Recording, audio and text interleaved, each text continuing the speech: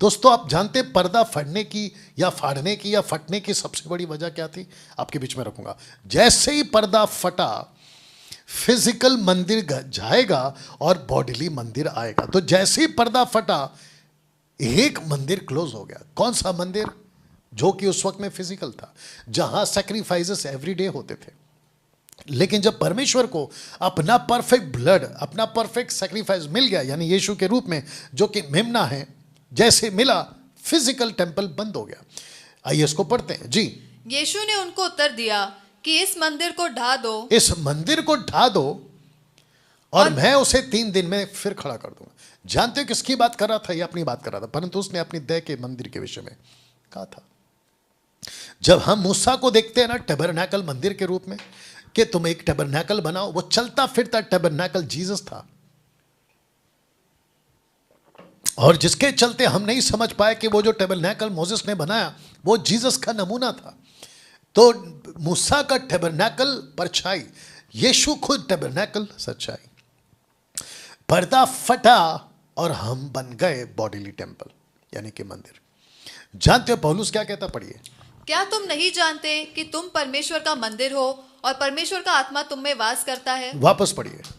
क्या तुम नहीं जानते कि तुम परमेश्वर का मंदिर हो और परमेश्वर का आत्मा तुम में वास करता है?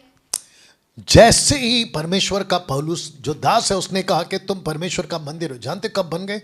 हम यहां पे बन गए। पर्दा फटा और जो बॉडीली टेंपल है वो आ गया। कब हुआ था ये सब बॉडीली मंदिर? कब हुआ था? On the day of Pentecost. जी हाँ, आइए उसको पहले पढ़ते हैं। उन बातों के बाद मैं सब प्राणियों पर अपना आत्मा उंडेलूंगा। तुम्हारे बेटे बेटियां भविष्यवाणी करेंगी और तुम्हारे पुण्य स्वप्न देखेंगे और तुम्हारे जवान दर्शन देखेंगे। ओके, एक्ट चैप्टर 2 इसी को रिपीट करता है पतरस जी। परंतु यह वह बात बात है जो योएल भविष्यवक्ता के द्वारा कही गई है। ओके, यहां पे आप देख सकते हैं कि परमेश्वर का दास पतरस ये इसको प्रूव कर चुका है कि जो योएल ने कहा था ये वाला, वो पूरा हो चुका है एक्ट चैप्टर 2 में। अब मुझे नहीं समझ में आता है फिर आप लोग कौन सी आत्मा को नीचे बुला रहे हो ना। पहले इसको देख लीजिएगा कि अपर रूम जहां आत्मा उतरा था, कहां उतरा था? यहां पे उतरा था ना। दोस्तों एक्ट चैप्टर 1:4 में यरूशलेम को ना छोड़ो, यरूशलेम से ही शुरू हुआ था 120 का ये पूरा का पूरा छोटा झुंड। आइए इसको पढ़ते। क्या कहा था यीशु ने अपने इस छोटे झुंड के बारे में? जी। हे छोटे झुंड, मत डर, क्योंकि तुम्हारे पिता को यह भाया है कि तुम्हें राज्य दे। तुम्हें राज्य दे। ब्रैकेट में मैंने कलीसिया लिखा, अगर आपको यहाँ पे दिख रहा होगा, ये देख लीजिए कलीसिया। इसका मतलब है कि 120 का छोटा झुंड जो यहां अपर रूम में स्टार्ट हुआ था, इसको प्रभु कहता है कि हे छोटे झुंड मत डर, परमेश्वर तेरे द्वारा इस पृथ्वी पर, जिसको कलीसिया कहते हैं, एक बड़ा कार्य शुरू करेगा। यरूशलेम के 120 ने शुरू की थी पवित्र आत्मा से भरी कलीसिया की शुरुआत। 120 ने शुरू करी थी ये राज्य को। जी पढ़िए। जैसा तुम समझ रहे हो ये नशे में नहीं, क्योंकि अभी तो पहर दिन ही चढ़ा है। अभी तो सुबह का 9 बजा है, ये तो अभी शुरुआत है। जैसे उसने कहा, वहां के लोगों ने, अच्छा ये लोग कौन है? ये वो नहीं है जो पूरे पृथ्वी से इकट्ठा हुए थे, ये वो है जो यरूशलेम के लोकल पब्लिक है। लोकल पब्लिक कहती है पक्का इन्होंने कोई ऐसा शराब पिया है, ऐसा कोई नशा किया है जिसको कहते हैं कि नशे में बात करें। पढ़िए इसको, देख लीजिए पहला इसको पढ़िए। इस प्रकार परमेश्वर के दाहिने हाथ से सर्वोच्च पद पाकर और पिता से वह पवित्र आत्मा प्राप्त करके जिसकी प्रतिज्ञा की गई थी, उसने यह उंडेल दिया है जो तुम देखते और सुनते हो। अब यहाँ पे कहते हैं कि तुम नशे में हो। ये लोग नशे में, कोई तो नया पिया। ऐसी मूर्खता क्यों? पवित्र आत्मा शराब कैसे हो सकता है? इसलिए मैंने ये पोस्टर आपके बीच में रखा है, ये देख लीजिए, ये पोस्टर आपके बीच में रखा है। कैसे मतलब कर सकता है पवित्र आत्मा? और लिखा है कि यीशु के बारे में पवित्र आत्मा प्राप्त करके जिसकी प्रतिज्ञा की गई थी, पिता ने की थी। योएल की पुस्तक में आपने अभी पढ़ा, उसी को तो उतारा है। इसको आप शराब कैसे बोल सकते हो? और इफिसियों की किताब 5वें अध्याय से कैसे जोड़ सकते हो? पढ़िए इसको, एक्ट्स 2:3 जी। और उन्हें आग की सी जीभें फटती हुई दिखाई दी, और उनमें से हर एक पर 8 ठहरी, और वे सब पवित्र आत्मा से भर गए। सब पवित्र आत्मा से भर गए। उसी दिन वो भर गए, मतलब कलीसिया भर गए। इनके ऊपर मतलब उतरा, आज हम सब पर उतरा। ये वो कॉन्सेप्ट है। पढ़िए। जब वह शब्द हुआ तो भीड़ लग गई और लोग घबरा गए, क्योंकि हर एक को यही सुनाई देता था कि ये मेरी ही भाषा में बोल रहे हैं। इसका मतलब ये हुआ कि जैसे ही पवित्र आत्मा उतरा, ये उसका प्रूफ था कि अभी मिशन स्टार्ट हो गया। कौन सा मिशन? सुसमाचार को फैलाने का।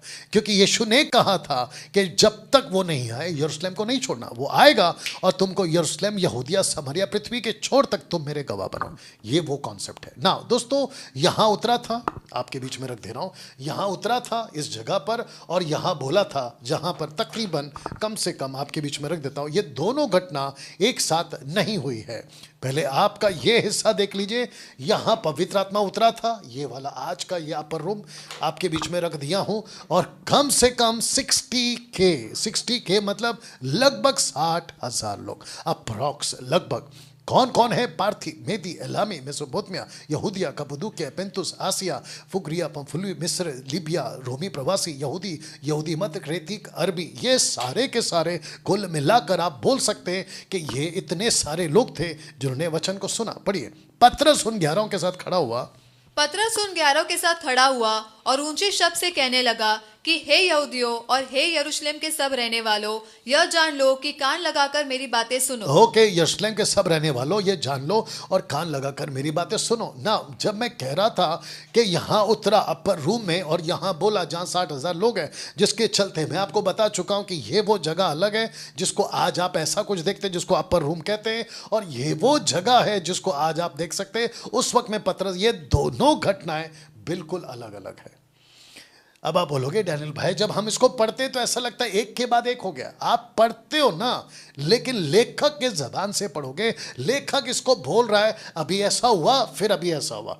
आप लेखक के हिसाब से पढ़ो, जो कि बहुत जरूरी है। और कई लोग यहीं पे गड़बड़ करते, लेखक लूक के हिसाब से नहीं पढ़ते। आप अपने हिसाब से पढ़े, उस वक्त में जिसने कहा, जिसने देखा, उसके हिसाब से पढ़ना है आपको ना। दोस्तों, मैं आगे बढ़ना चाहूंगा, पढ़िए। तब उन्होंने उन पर हाथ रखे और उन्होंने पवित्र आत्मा पाया। ओके, ये एक्ट चैप्टर 8:17 है, जो कि फिलिप जब गया था समरिया में, ये उस वक्त में है। तो लिखा है कि उन पे हाथ रखे और उनको पवित्र आत्मा मिला। यहां पर अन्य भाषा नहीं है।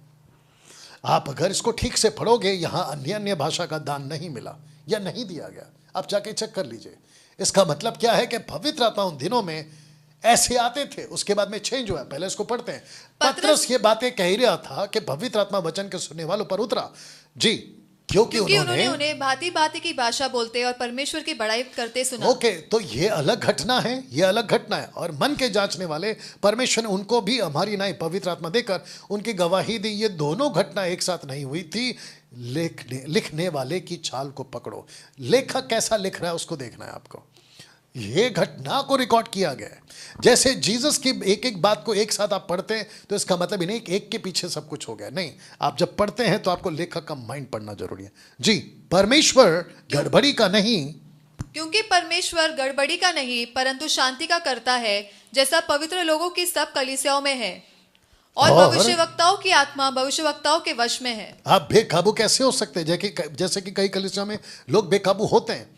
परमेश्वर गड़बड़ी नहीं करता है, ये बात आपको समझना होगा। पवित्र